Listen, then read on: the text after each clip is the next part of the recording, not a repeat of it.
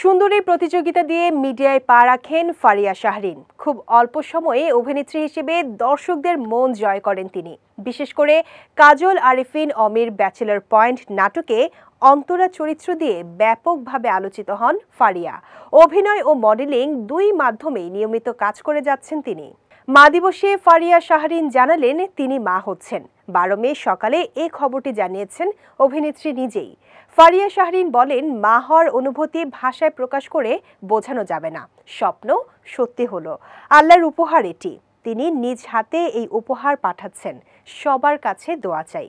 তিনি আরো বলেন, ফেসবুকে কোনো পোস্ট দেওয়ার পর মানুষের বদ নজরকে ভয় পাই, কিন্তু মা হওয়ার মতো খুশির খবর শেয়ার না করে পারলাম না। অভিনেত্রী মনে করেন, ক্যারিয়ারের সঙ্গে ব্যক্তিগত জীবন এগিয়ে নিতে হবে। ক্যারিয়ারের জন্য সন্তান না নিয়ে ক্যারিয়ারের পেছনে ছুটলে শেষ বয়সে হতাশাগ্রস্ত হয়ে যেতে হবে। আমি তেমন জীবন চাই না। নতুন অতিথি আসার বিষয়টি জানার পর ফারিয়া সিদ্ধান্ত নিয়েছেন আপাতত শুটিং থেকে দূরে থাকবেন। একমাত্র ওয়ালটন এসি দিচ্ছে 1 বছরের রিপ্লেসমেন্ট গ্যারান্টি এবং কম্প্রেসরের 10 বছরের গ্যারান্টি। মাতৃত্বকালীন সময়টা নিজের জন্য দেবেন। 2021 সালের ফেব্রুয়ারিতে মাহফুজ রায়ানের সঙ্গে বাগদান হয় লাক্স চ্যানেল আই তারকা ফারিয়া শাহরিনের। পারিবারিকভাবে তাদের বিয়ের আনুষ্ঠানিকতা সম্পন্ন হয় গত বছর।